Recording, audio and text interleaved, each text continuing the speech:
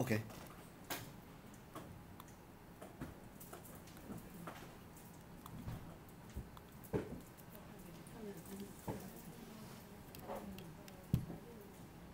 All right.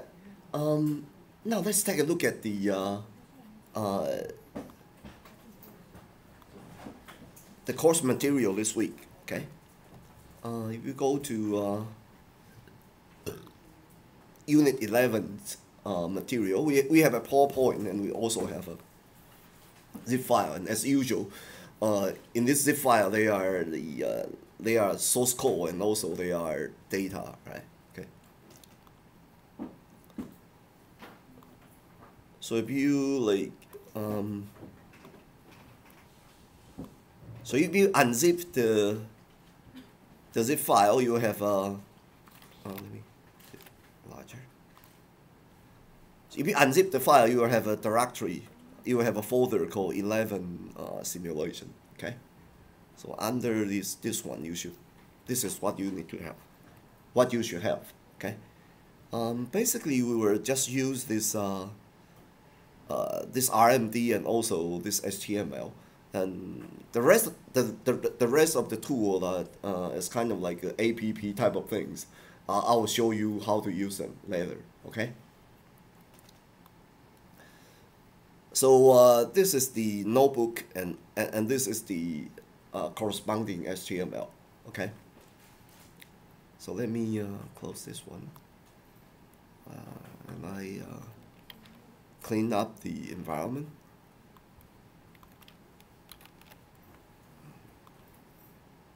And remember to set it as working directory, right? So you won't get into trouble.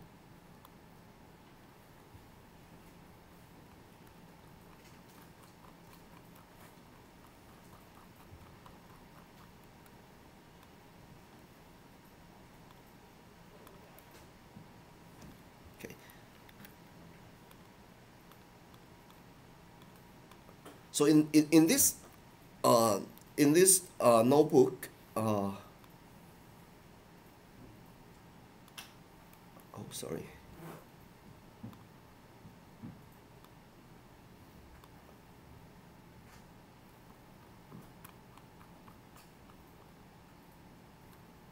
It should be this one. Sorry.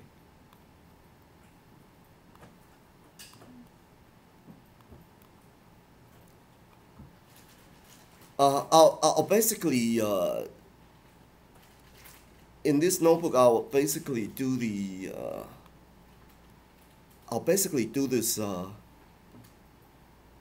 this portion of the analysis. Okay, I'm assuming that we already have the model. Okay, so I will use the model to do prediction, and then I will help you to do the assumption. Right, to do a flexible assumption for marketing instrument, and then we'll do simulation, and then do the optimization. Okay, so that's what we want to do in this notebook.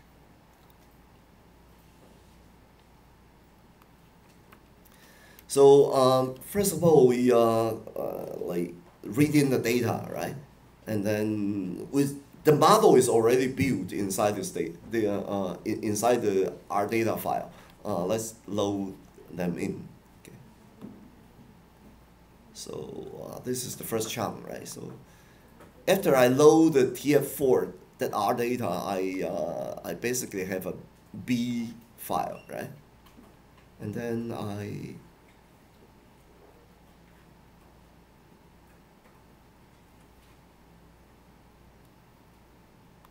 and if you take a look at this B file, okay, you can see that they are like 28.5 thousand customer, right? So for each of the customer, there is a customer ID.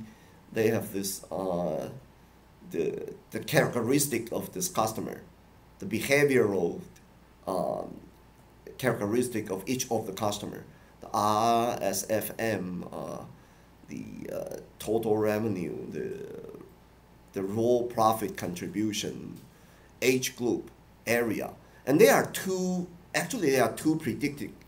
I already do the prediction for you. Okay, so in this file, this buy is actually the buying probability. For example, the first customer has the buying probability of 0.48. Okay, and this guy has like 25%. This one is like 35.4%. Okay, I already built a model and do the prediction for you. Okay, so actually here is the predicted probability. If we do nothing, right?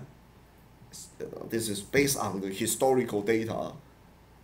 We try to do the prediction on the buying probability and revenue, expected revenue, right? Okay. So this is the expected revenue, and this is the buying probability. So it's already, the prediction is already done, right? Okay. So we can concentrate on this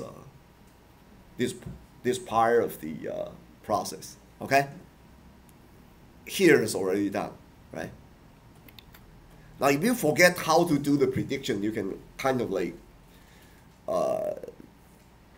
recall the modeling unit that we have done a couple of weeks ago, right? Okay. So so this is actually a very realistic case, right?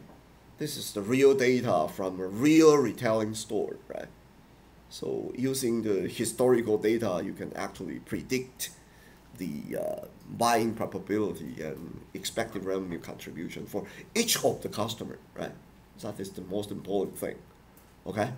When you go down to operational, when you go down to operation, you actually need to predict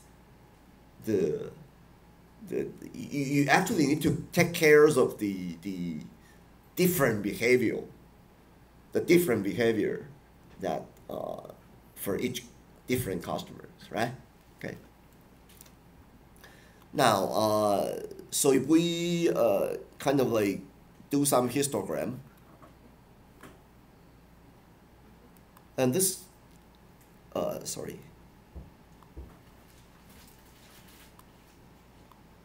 So this is the histogram of buying probability, right? Buying probability need to be in 0 and 1, right? Because that is probability, right? And the domain of probability is 0, 1. And this is the buying amount, right? And as I told you that this monetary type of variable, usually you need to take a log transformation, right? So otherwise it will skew. You will have a very heavy skew to the right. Okay. So so these two things are just like,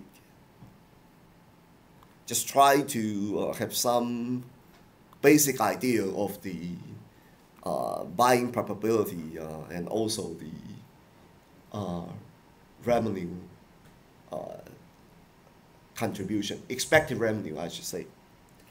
And of course, the bubble size is actually the number of people in this age group, right? So, for example, the A44 is the age group 44. It has like 4.5 thousand customer, and the average buying probability is 47.5%, and the average expected revenue contribution is actually 1,094, right? Okay, just get some basic statistics and do some visualization, right? Now we come to the assumption. If for some reason we would like to, for example, I would like to raise the basically you will set your focus, and you will choose your focus and set your target by using a chart like this. For example, I want to focus on A 54, and I would like to raise its buying probability from 46.7% to like 55%, right? Okay, so this type of things will help you do the strategy, right? Help you choose your focus and set your target, right? But in order to realize the target, you need to do marketing, right? You need to do, for example, you want to send out coupon. For a simplistic, let's from now on, let's say that we are going to do a coupon, right? It's easier to understand, right? So you are sending out coupon to a group of people, right? And well, there are two different scenarios. One scenario is you cannot select at all, right? So one way to deploy the coupon is you just send out the coupon on the web page, or you just send out the coupon on newspaper, right? In that way, you cannot choose customer, right? You need to assume that the coupon go to every one of your customer, right? That's one way to do that.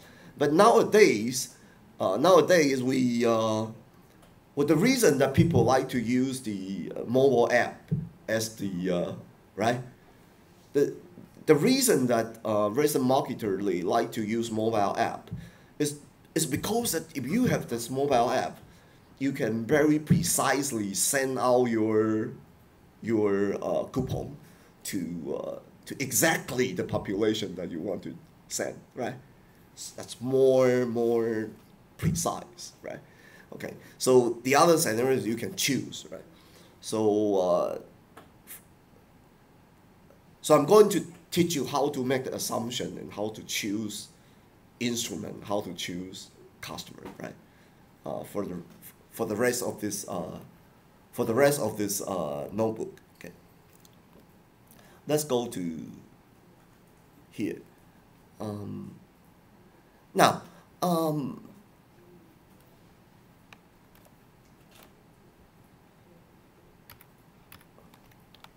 let's spend some time on this slide. Okay, so when we are talking about cause effect, okay, actually most of the cause effect relationship is in this shape, what we call S curve, right? Have you ever heard about this terminology, the S curve, right? See, most of the cause effect, actually most of the managerial instrument, not only marketing, I mean most of the managerial instrument, they have the cause effect relationship that follow this general S curve, right? So in the beginning, if you the x-axis is actually the cost, and the y-axis is actually the effect. Okay, so the S curve is kind of like a general cost-effective function, right? So in the beginning, if your cost is if your strength of the instrument is too weak, right? Again, in the example of coupon, if you send out a coupon of $1, well, that you will not see the effect at all, right? Okay, so, but if you send out a coupon of like $5, it's not going up. But in this case, if we send up a coupon of $10, the effect is going up, right? Okay, so if we follow this case, the effect, the marginal effect of the face value, the marginal effect of the face value is maximum at $15, right? So after $15, the marginal effect will kind of like diminish, right? So everything has a kind of like learning curve, right? So in the beginning, if you are applying the instrument too weak, then it will not have effect at all. Same thing apply to like advertisement. Same thing apply to like gift. Same thing apply to loyalty program, right? It's almost any kind of instrument, marketing or other managerial instrument would follow this type of S-curve, cost-effective relationship, right? Isn't it? Okay. But however, this S-shape function can be characterized by parameters. Okay. I mean, the shape is general, right? All of the instruments follow this shape, but this shape can have, it can have a parameter, right? For example, this M parameter specifies the height of the S-curve, right? And this B parameter specifies the position. I mean, some of the instrument is here, some of the instrument is here, some of the instrument is here, right? So in the horizontal position, right? So it's determined by this B parameter, okay? And this A parameter is actually the width of the rising slope, okay? Some instrument they are rising very, very slow, okay? So the rising slope is like very, very wide, okay?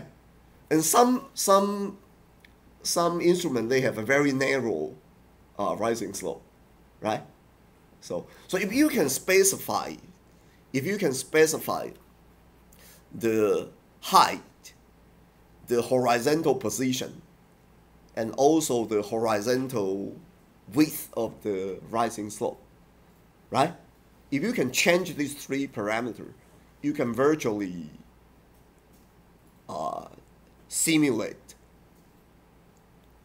every kind of S-curve, right? Do you get the idea? Okay, I'm saying that most of the instruments, they have this cause-effect relationship in the S-shape function, right? But if we can parameterize this S-shape function for their height, for their horizontal position, for their width of the rising slope in the M, B, A like parameters, okay? Then we can virtually simulate all of the S-curve, right? All of the S-curve can be represented in a parameterized function, isn't it? Right? So if I have a parameterized function that this MBA can determine the height, the position, and the rising speed of the S-curve, then I can virtually simulate all S-curve in one program, right? Okay, so that's the beauty. That's the reason that we like to learn programming, right? When we are writing programming, we do not know this MBA in the beginning. But even so, we can still write a program to do that, right? And then after we write a program, we just need to change the MBA, then we can change the S-curve, right? Okay. In order to get ideal, let's take a look at this. Let's go back to RStudio. And in the RStudio, there's RMD file called FAEN, is for English, right? FAEN simulation.rmd, right? You open this RMD and run the document, okay? I mean, open the FAEN simulation.rmd and run the document.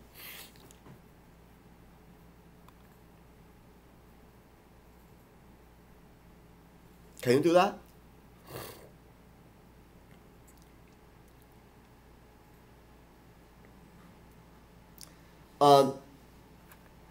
If you do things right, you should have something like this, right? You should have something like this. So, as you can see that this is the S-curve, right? Okay, and the the pink slider is actually the MBA for the pink S-curve. And the blue slider is actually the MBA for the second slider, right? So if I want this cause effect function to be higher than the blue one, I can actually raise the thing, right?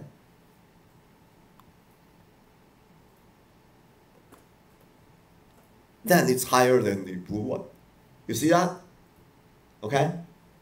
So do you want to do some exercise? For example, if I want to let them have the same height, then right, if I put M1 and then M2 all in point 16, right?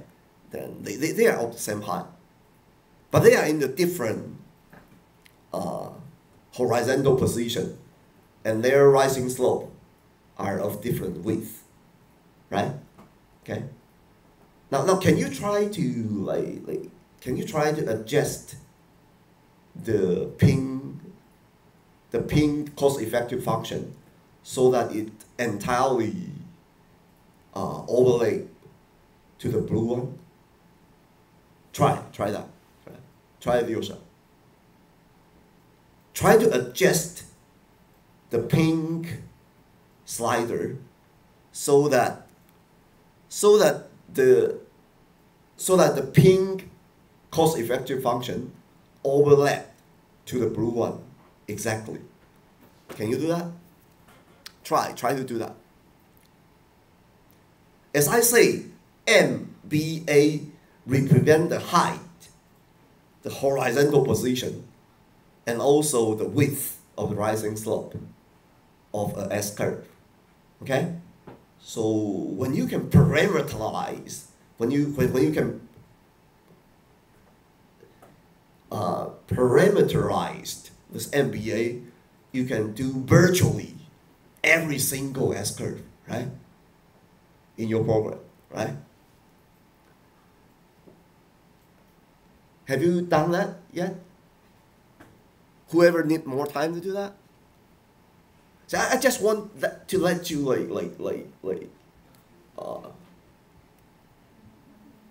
experience the effect of MBA, right? So this is the beauty of parameterized function, right? Okay, we know that everything has S-curve, but we just do not know the MBA. So you need to do the assumption, isn't it? Right? Because that is assumption, so you do not know for sure, right? So if we can put the assumption in the slider, right? Okay, so we can change the MBA on the fly, isn't it? So with a single program, you can kind of like simulate all kind of marketing as instrument, right? In the same program, isn't it? That is the ideal. You get me? Okay, that is the ideal. Okay. Okay. Anyone need more time? Okay, let's move on, right? Okay. You see that there are some more diagram here. I'll explain that later. Okay.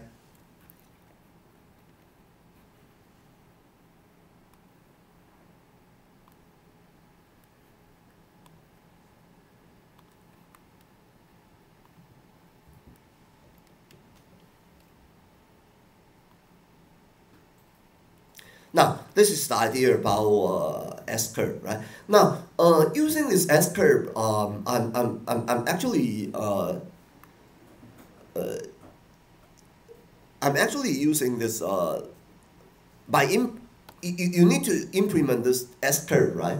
But if you still remember, it's actually the CDF of the logistic function. Okay, okay. So there are many ways. Mathematical form of S-curve, right? And the reason that usually in the business analytic we will use logistic to implement S-curve is maybe it's because that it has the easiest mathematical form. Okay, because actually there's no theoretic and there's no empirical reason that we want to choose logistic as our S-curve mathematics. Okay, it's simply because it's easier in the mathematics. It's easier to computation. Okay. Okay. So, as I say, the logistic function is handy in defining the parameter, right? Now, mathematically, we will say it this way, right? For example, if I want to raise the, if this instrument has the effect on the buying probability, okay? So the delta P is the increment in buying probability, okay? That is our purpose. That is the effect that we would like to have, okay? Suppose that this instrument has an effect in increasing the buying probability, okay? And that effect is actually a function of x, okay? Subject to MBA, okay? Now, let's think it this way. The MBA is actually the characteristic of marketing instrument.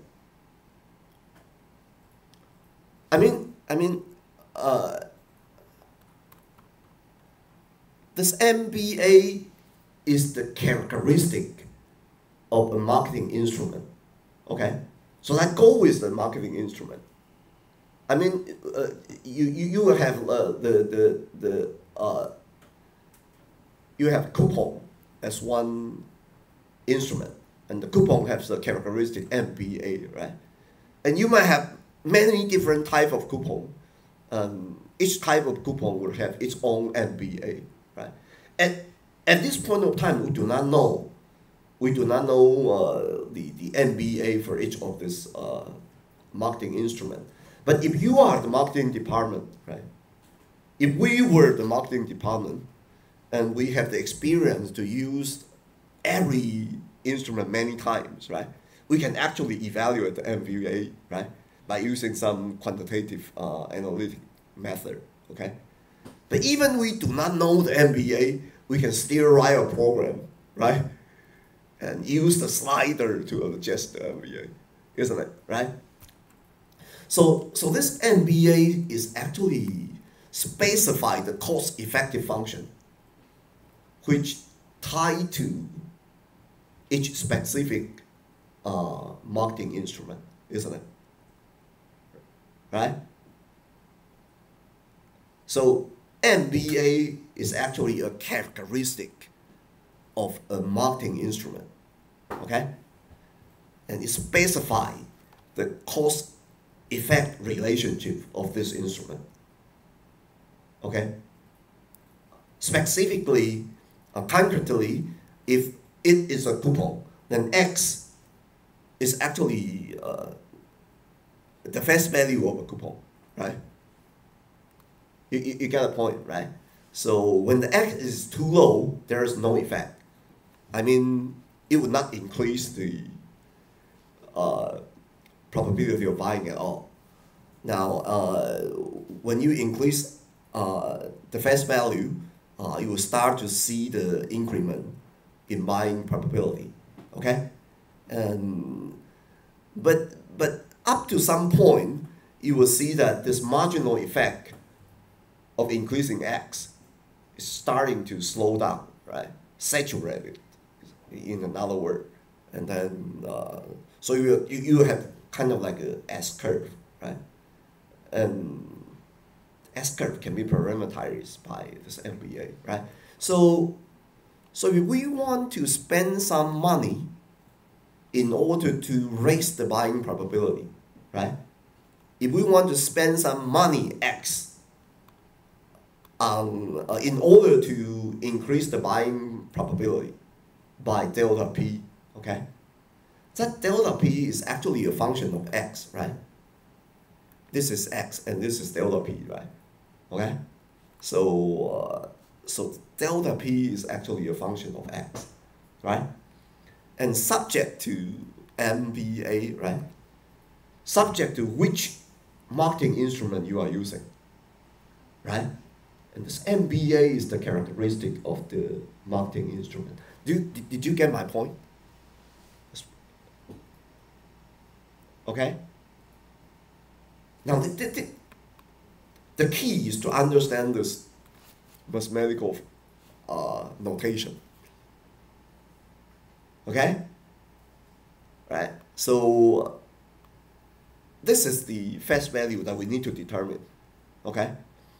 If we and we want to like use the cost to increase the buying probability, okay? But the relationship between the cost and the increasing probability depends on marketing instrument, okay? And the marketing instrument, the cost effectiveness of that marketing instrument can be parameterized by MBA. You get my point, right? Okay. Oh. Okay. So and we can like write it in the mathematical way, right? If we use the logistic function to implement the S curve, right?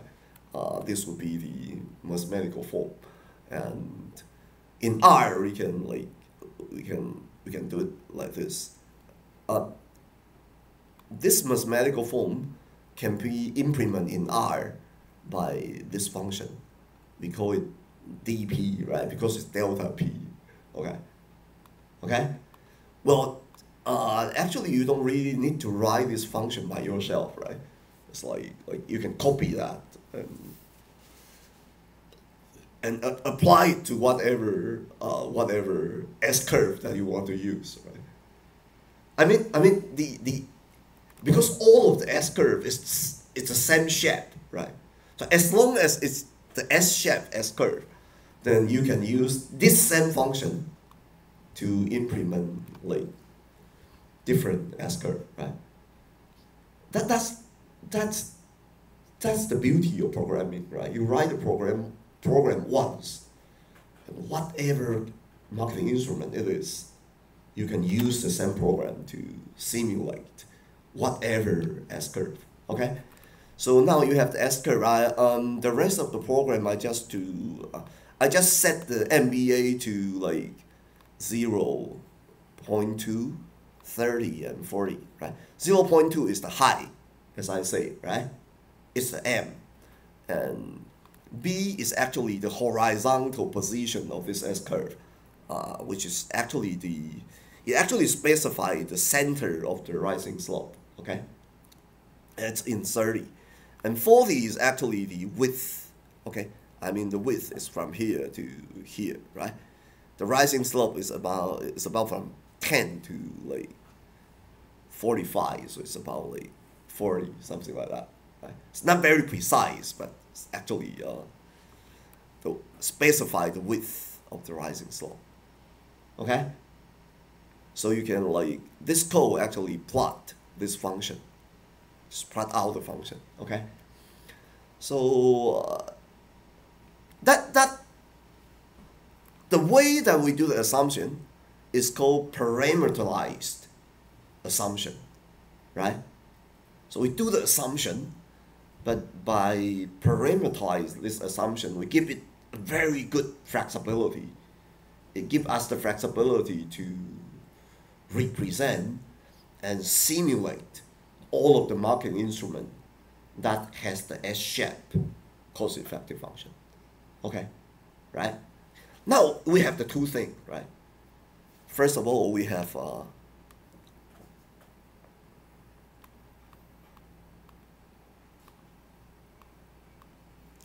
we already have the prediction, right?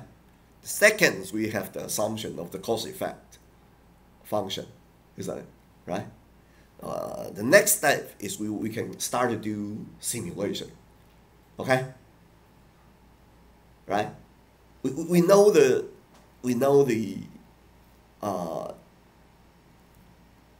buying probability and buying amount Yes. So are you creating the numbers for the parameters yourself, the MBA, or do you get the numbers from some data set or some? In this case, I'm just creating it myself.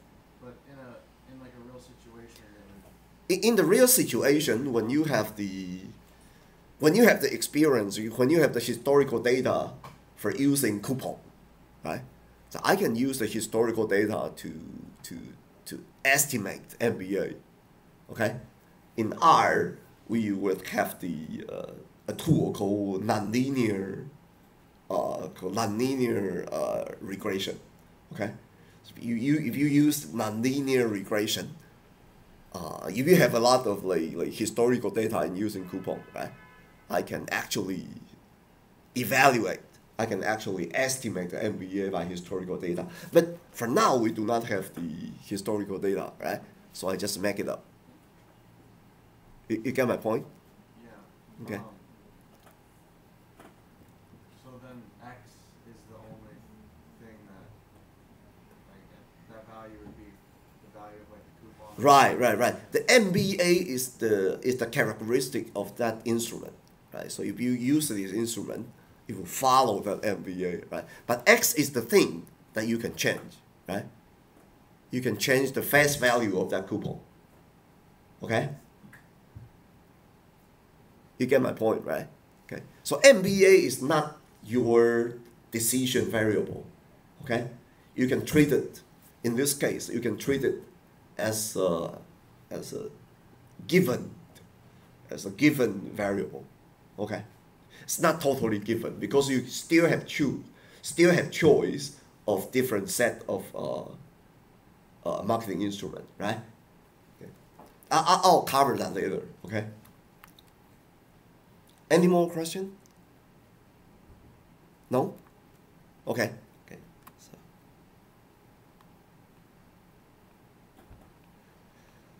Okay. So now we have the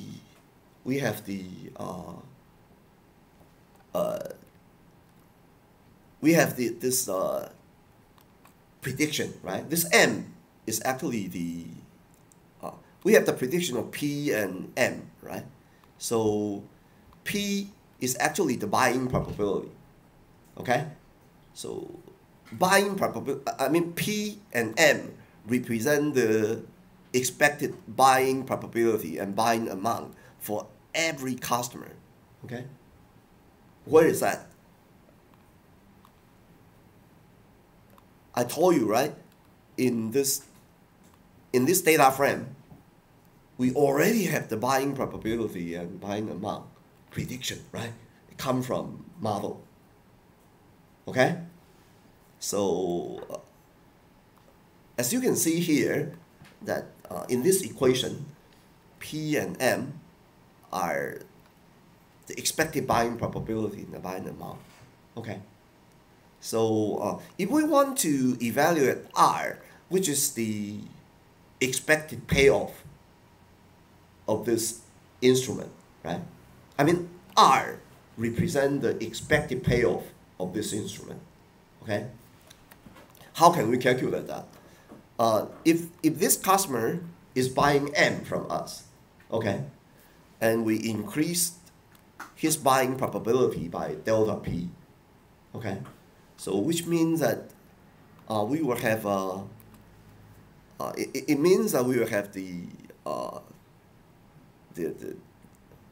expected increment in revenue, right? Delta P times M. This is the increment of probability, right? And this is the expected revenue, isn't it? Okay? I mean, M is actually the buying amount, right? Okay? And the delta P is actually the increment buying probability, right? So the increment buying probability times the buying amount is actually the extra revenue that you will earn by applying this instrument, isn't it? Right? Okay. So if you times the increment in revenue with the margin, right? You will get the expected incremental profit, right? I mean, this term, delta P times M times margin, right, is your expected increment in profit, okay? And you need to minus X, right, because X is your cost, right? So if I kind of like apply this this instrument with the strength X, I mean with the cost X, right? X is the thing. After I choose this instrument, I can also choose X, right? So, and this is the cost. So, and this is the the return, right? So, if I want to have the net return of investment, and so this is the numerics. Sorry, this is the mathematical expression that calculate the net expected payoff by applying this instrument with face value X. Okay? But that only apply to P plus delta P is less than 1, right? Some customer already have a very high, for example, if you have a customer, his expected probability is already 0.9, right? And you have a delta P of like 15%. Now 0.9 plus 0.15 is going to larger than 1, right? But probability cannot be larger than 1, right? So so you will need to do some adjustment if this condition is breached, right? For those who that has too much, is who already have a very high probability, the increment of this marketing instrument is actually 1 minus P rather than delta P, okay? Right? If I already have a P equal to 0.95, okay, the maximum increment of a probability is like 1 minus 0.95. It's like 5%, no matter how much delta P is, right? So this clause, this conditional clause, is actually try to adjust, try to cap the probability at 1, right? So do you get the point of this this math? It's actually quite simple, right? Okay. Any question about this? So you need to remember that P is actually the expected buying probability. M is actually the expected buying amount, and that comes from our prediction. Okay, and delta P is actually a thing that after we apply the instrument of cost X, the expected increment probability of buying, right? Okay, so and from that increment, if we times the buying amount, this will be the increment of revenue, and you need to like multiply the increment of revenue by the margin before you get the increment of profit, right? And the increment of profit need to like minus the cost before you get the net expected payoff. Okay? You get the point? Any question about this equation? It's not too difficult, isn't it? Okay, this math is actually... Could you go back up to the assumption of cost effect functions graph? Yes. So when it says A equals 20 at the bottom of the graph, is that just referring to the, back up? The high. A. I mean A? Yeah, A. It's on the bottom of it's right above the x-axis. Go back up. A equals 20. Oh, okay. are those just all the possible choices where you could, where it would be cost effective to Now, A actually represent the width of the rising slope. so only from 5 to 25. Now, if it was 20, then it means that from 5 to 25. Yeah. Okay. And some instrument has a very very wide rising slope, right? Some instrument will have a narrower rising slope. That depends on the characteristic of that instrument. So that is one of the characteristic of the instrument itself. Get me? Yeah. And so does B refer to the most cost effective? No, B actually control the position, the horizontal position of this S shape, right? If B is larger, then the entire curve like shift to the right. If B is smaller, the entire curve will shift to the left. You get my point? So when you can control this MBA, you can actually simulate all of the possible S curve that you can ever specify. Okay? Get the point? Any more question? Okay. So now we have the math, right? So the P and also the M is actually from the model. It's already in the data frame, and the delta P and X would follow an S curve, right? Delta P and X, their relationship will follow the S curve, which is specified by the MBA parameter. Okay? And after knowing that, we can use this formula, use this equation to determine the net payoff of instrument, right? Then with that, we can start to do the simulation and then try to determine the optimal operational strategy. Okay? It's 10:59. Let's take a shorter break, okay? So let's be back at 11:05, okay? Okay.